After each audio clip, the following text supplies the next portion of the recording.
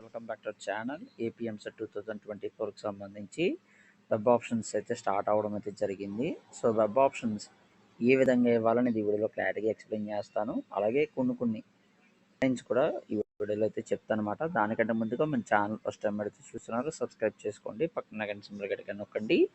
మన ఛానల్లో పెట్టే ప్రతి వీడియో మీకు నోటిఫికేషన్ కింద రావడం అయితే జరుగుతుంది. ఈ వీడియో కనుక నచ్చినట్లయితే లైక్ చేయండి, షేర్ చేయండి, కామెంట్ చేయండి.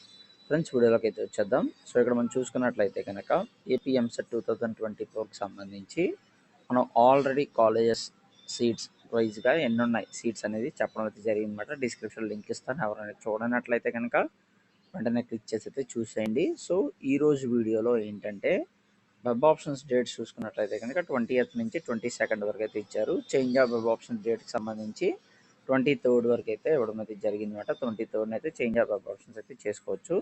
సో ఈరోజు వీడియోలో ఇప్పుడు చెప్పబోయేది ఏంటంటే, ఎవరికైతే సీట్ రాలేదు, ఫస్ట్ పేజ్ కానివ్వండి, సెకండ్ పేజ్ కౌన్సిలింగ్లో కానివ్వండి పాల్గొన్నారు, వెబ్ ఆప్షన్స్ ఇచ్చారు, కానీ సీట్ ఎందుకు రాలేదు అని చూసుకున్నట్లయితే కనుక తక్కువ వెబ్ ఆప్షన్స్ ఇష్టం వల్ల సీట్ అయితే మీకు రాదు. సో మీ ర్యాంక్ తగ్గట్టుగా, రెండో కారణం ఏంటంటే మీ ర్యాంక్ తగ్గట్టుగా సీట్ అనేది ఇచ్చినట్లయితే కనుక వస్తుంది. సో మీ ర్యాంక్ తగ్గట్టుగా సీట్ అనేది ఇవ్వకుండా, వెబ్ ఆప్షన్ అనేది ఇవ్వకుండా, సో కాలేజెస్, టాప్ కాలేజెస్ దగ్గరగా ఇచ్చేసారనుకోండి. హై ర్యాంక్ వచ్చింది, దాదాపుగా ఒక 1 lakh ర్యాంక్ వచ్చింది అనుకోండి. సపోజ్ 25,000 కట్ ఆఫ్ ర్యాంక్ ఉన్న కాలేజ్తో మీకు సీట్ రావాలంటే రాదు కదా. సో దాన్ని బట్టి మీరైతే ఆలోచించుకుని మీకైతే వెబ్ ఆప్షన్స్ అయితే ఇవ్వాల్సి ఉంటుందన్నమాట. అలాగే ఇంకా చాలామంది దూరంగా అయిపోయిందన్న అని కామెంట్ చేశారు. సో అలాంటి వాళ్ళు ఎవరైతే ఉన్నారో మీకు దగ్గరగా ఉన్న డిస్ట్రిక్ట్ వైజ్గా చెక్ చేసుకోండి అనమాట.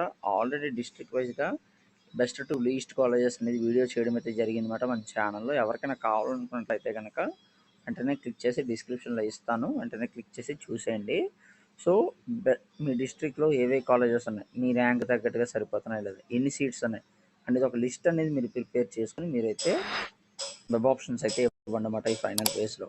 ఇంకా అలాగే ఆల్రెడీ ఫస్ట్ పేజ్లో, సెకండ్ పేజ్లో మీరైతే ప్రిపేర్ చేసే ఉంటారు. వెబ్ ఆప్షన్స్ లిస్ట్ అనేది కొంతమంది అయితే ప్రిపేర్ చేసుకుని ఉంటారు.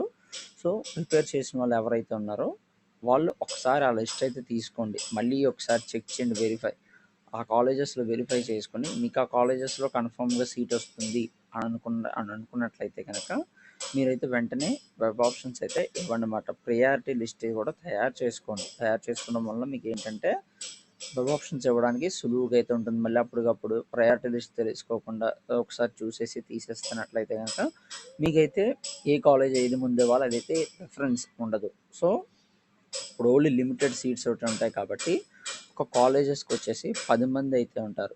ఓన్లీ 5 సీట్లు ఉంటే 10 మంది వెబ్ ఆప్షన్స్ అయితే ఇస్తారు ఆ కాలేజీకి సంబంధించి.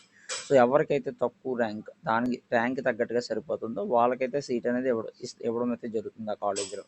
సో కాబట్టి కేటగిరీ వైజ్గా మీ ర్యాంక్ సరిపోతుందా లేదా, అందులో ఆ కాలేజీలో సీట్స్ ఉన్నాయా లేవా, అలాగే బెస్ట్ కాలేజెస్ ఎవరికైతే దగ్గరగా కావాలి అని అనుకున్నారో వాళ్ళకైతే మాత్రం డిస్ట్రిక్ట్లో ఉన్న కాలేజెస్ సీట్స్ ఉన్నాయా లేవా వీళ్ళైతే చెక్ చేసుకోండి. చెక్ చేసుకున్నట్లయితే కనుక మీకైతే మంచి సీట్ అనేది ఈ థర్డ్ ఫేజ్ కౌన్సిలింగ్లో రావడం అయితే జరుగుతుంది.